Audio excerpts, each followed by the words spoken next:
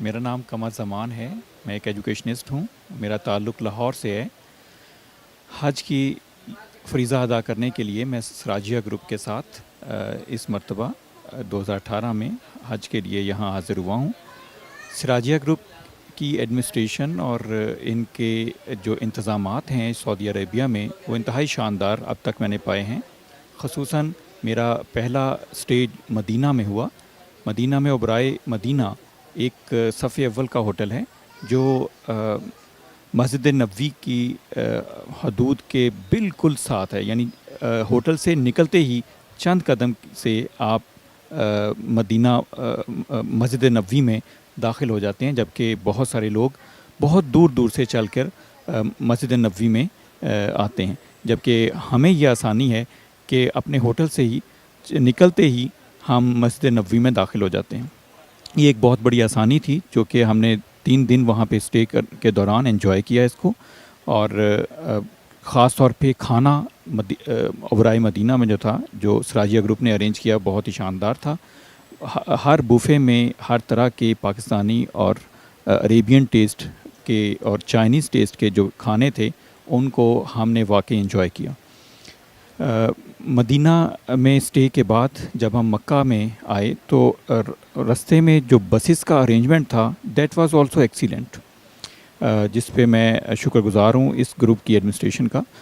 مکہ میں جب ہم آئے تو یہاں ایک انتہائی قریب ترین ہوٹل جو خانہ کعبہ سے بالکل قریب ہے، 2-3 ہوٹلز میں سے ایک وہ ہوٹل ہے دارالتوحید۔ دارالتوحید ہوٹل کو آپ یوں سمجھ سکتے ہیں کہ ہوٹل کے جو سیڑھیاں ہیں وہ حرم میں اترتی ہیں۔ آپ اس سے اندازہ کر لیں کہ کتنا قریب ترین ہوٹل یہ ہے۔ لہٰذا وہاں پہ بھی ہم نے اپنے اسٹے کو بہت انجوائے کیا، کھانا ہر چیز ایکسیلنٹ تھی۔ اور پھر ہم العزیزیہ آئے، یہاں شیرٹن ہوٹل جو کہ 4 اسٹار 5 اسٹار ہوٹل ہے، آپ کو پتہ ہے کہ یہاں پہ بھی اسپیشلی پاکستانی ٹیسٹ کے جو کھانے ہمیں ملے اس کو ہم نے بہت انجوائے کیا۔ تو یہ حج کے ساتھ ساتھ جو حجاج کرام کی خدمت اس انداز سے انہوں نے کی ہے وہ قابل ستائش ہے۔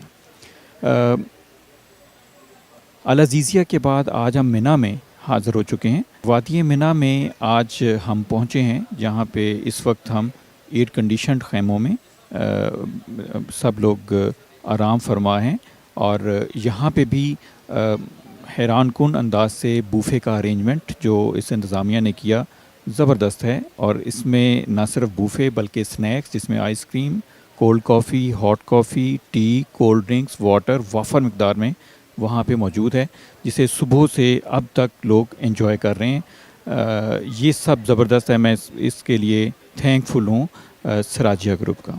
حج کے روحانی سفر میں زیارات مقدسہ یقیناً دل موہ لینے والی زیارات، جن میں سب سے بڑی زیارت روضہ رسول حضرت محمد مصطفیٰ صلی اللہ علیہ وسلم کی تھی، جن کے بارے ہم بچپن سے اپنے دل میں پیار محبت لے کر یہاں آج پہنچے۔ تو جب ہم مدینہ میں نبی کریم صلی اللہ علیہ وسلم کے روضے کا دیدار کیا تو آنکھیں جہاں پرنم تھیں اور جسم پہ جیسے سکتہ طاری تھا، یہ وہی محمد صلی اللہ علیہ وسلم کا روضہ ہے جنہوں نے امت کے لیے اتنی دعائیں کیں کہ ساری زندگی اسی امت کی بخشش کے لیے گزار دی، اور آخری لمحے بھی امت کے ہی خیال تھا۔ تو یہ اس نبی حضرت محمد صلی اللہ علیہ وسلم کے روضے پہ حاضری سب سے بڑی حاضری تھی۔ یہاں بہت سارے لوگوں کو جب ہم نے اس زیارت مقدسہ پر روتے دیکھا تو واقعی ہر ایک اس سے امپریس تھا۔ اس کے ساتھ ساتھ مدینہ کے روزے کے بعد جب ہم زیارات مقدسہ کے لیے یہ سراجیہ گروپ ہمیں لے کر گئے، اور ان میں سب سے پہلے مسجد قباء جو کہ اسلام میں اس کا بڑا مقام ہے، اور ایک نماز کا ثواب 50,000 کے نوافل کے برابر اس کا ملتا ہے۔ وہاں ہم گئے، جو کہ وہاں پہ بھی ہمارے بڑے زبردست ویوز تھے، بہت لوگوں نے اسے عقیدت اور احترام کی نظر سے وہاں گئے۔ پھر اس کے علاوہ ہم نے پہاڑ احد، جس کا تذکرہ ہم نے ہر کتاب میں، ہر کلاس میں، ہر جگہ سنا۔ یہ وہ پہاڑ ہے جو کہ اسلام سے، جو نبی کریم صلی اللہ علیہ وسلم سے محبت کرنے والا پہاڑ تھا۔ اس پہاڑ کو دیکھنا ایک شاندار منظر تھا۔ یہیں جنت البقیع کو دیکھا اور حضرت عباس رضی اللہ تعالیٰ عنہ کا قبر مبارک پہ فاتحہ پڑھی۔ یہ بھی یقیناً بڑے ہی شاندار زیارتیں تھیں۔ اس کے علاوہ مسجد قبلہ تین، جہاں پہ قبلہ شریف، قبلہ اول سے قبلہ دوم کی طرف مسلمان آئے، تو یہ بھی ایک بڑی ہی شاندار زیارت تھی، جسے سب نے بہت انجوائے کیا، بڑی عقیدت کے ساتھ وہاں نوافل ادا کیے۔ اور اس کے بعد پھر مسجد بلال کی طرف گئے، اور مکہ میں جب آئے تو حضرت عائشہ صدیقہ رضی اللہ تعالیٰ کے عنہا کے نام سے منسوب مسجد عائشہ کو دیکھا۔ اور پھر ہم مکہ معظمہ آئے، تو مکہ معظمہ میں آ کے جو سب سے زبردست نظارہ تھا، یہ وہ تھا جب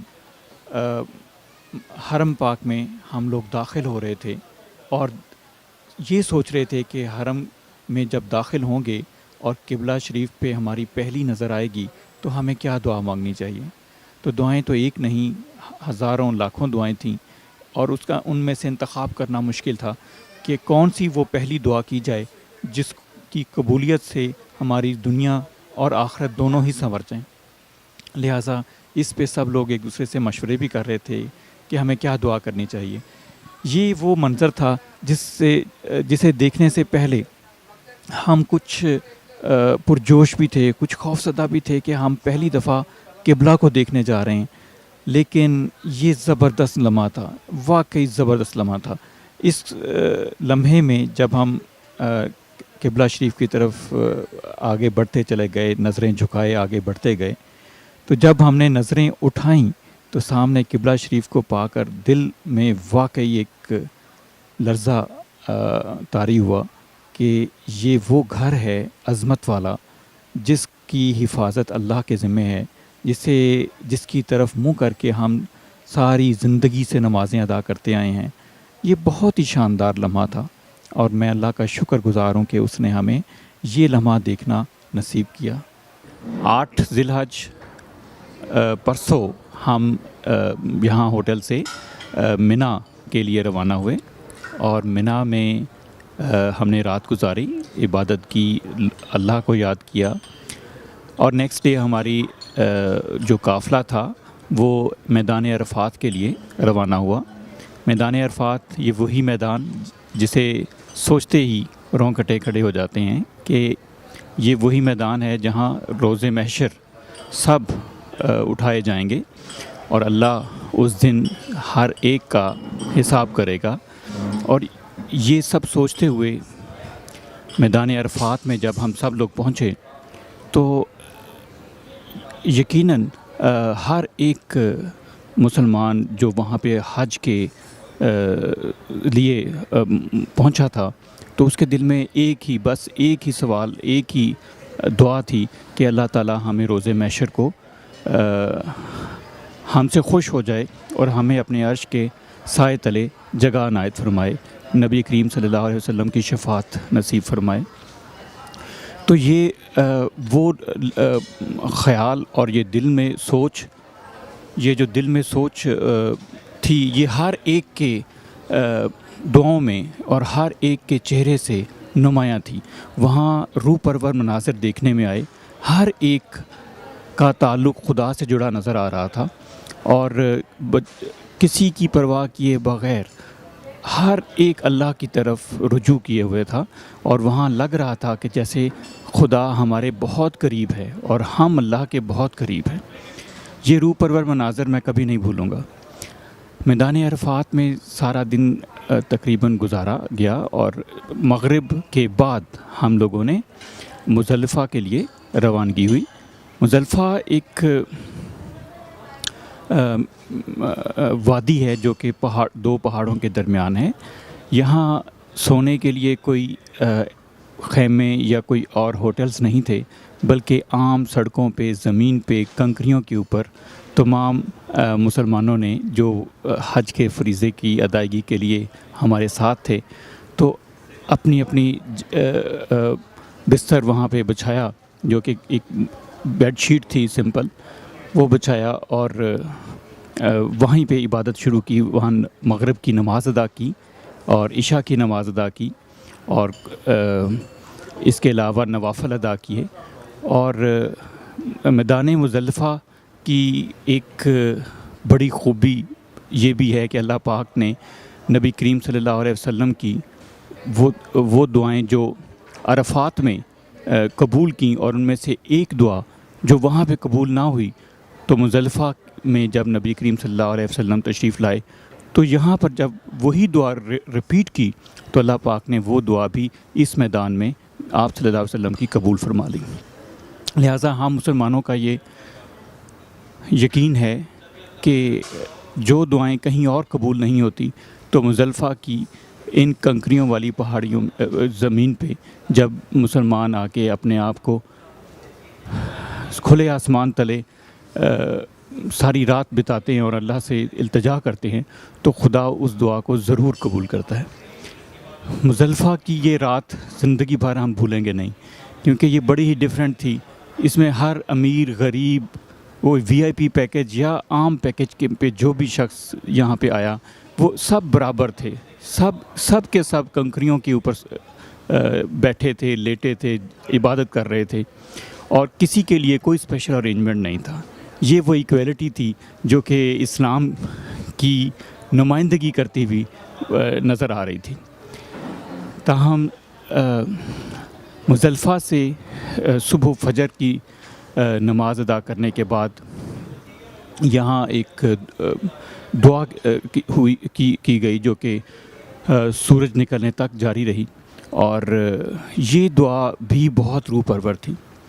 اس میں تمام حجاج نے خدا سے وہ دعائیں مانگی جو ہماری زندگی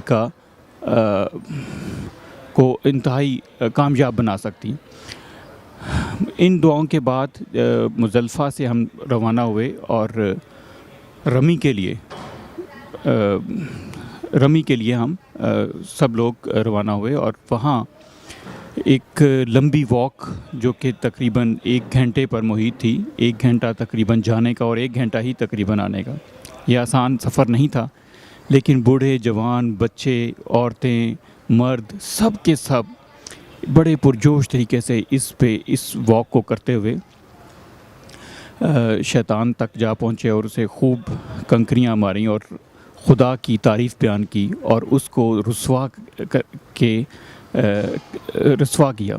شیطان کو رسوا کرتے ہوئے اس پہ کنکریاں 7 کنکریاں ہر ایک نے اس پہ پھینکیں، اور لہٰذا یہ رمی کا ہمارا مرحلہ مکمل ہوا.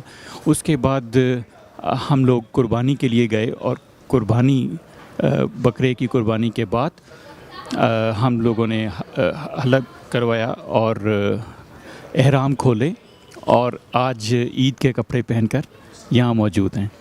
یہ سفر انتہائی خوبصورت ہے اور کبھی ہم اس سفر کو بھول نہیں سکتے. خاص طور پہ سراجیہ گروپ نے اس سفر کو بہت فیسیلیٹیٹ کیا، اور ہمیں یہ حج کے ساتھ ساتھ ایک پکنک بھی محسوس ہوئی.